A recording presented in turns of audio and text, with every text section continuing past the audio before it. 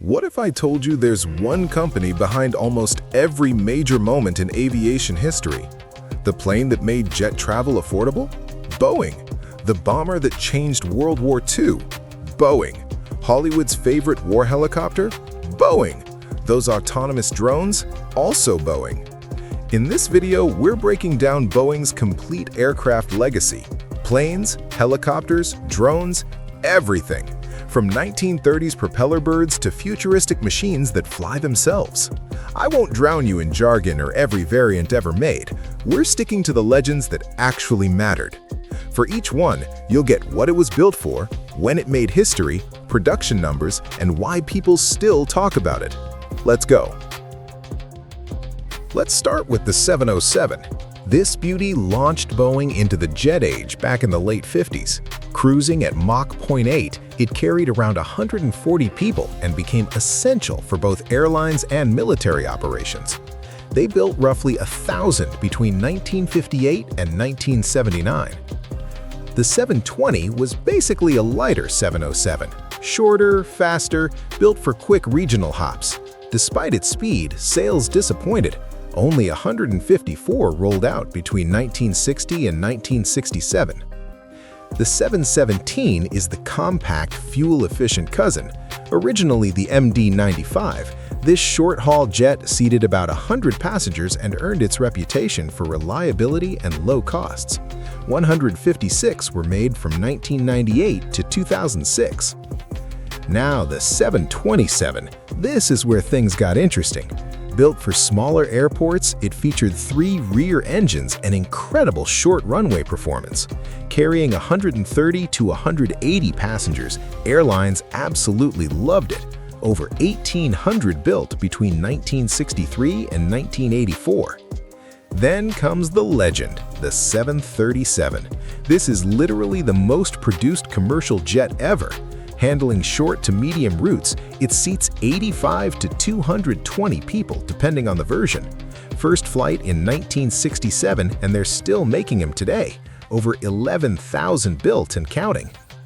The 747, the original jumbo jet, was the first wide-body airliner ever, cramming over 400 people onto one plane and flying them across continents completely revolutionized long-distance travel.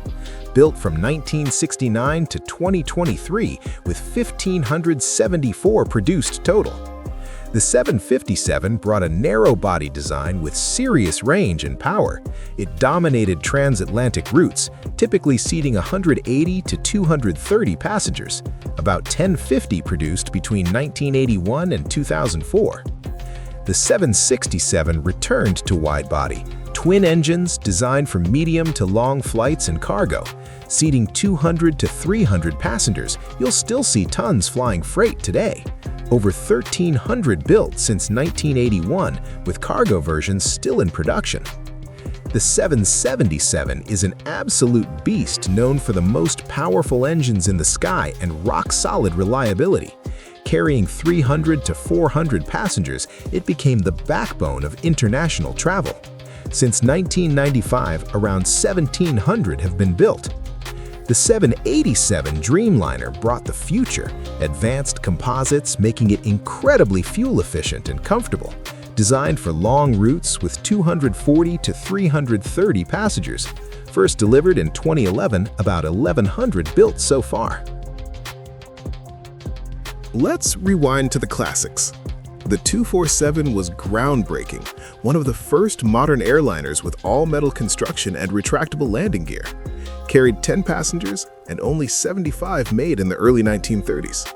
Boeing's first pressurized cabin aircraft allowed flights at higher altitudes for smoother rides. Carried around 33 passengers, but only 10 were built in the late 30s. Boeing transformed their B-29 bomber into a luxurious post-war airliner carrying 100 passengers with actual sleeper cabins. 55 built from 1947 to 1950. Switching to fighters, Boeing's first all-metal monoplane fighter for the Army Air Corps had fixed landing gear and an open cockpit.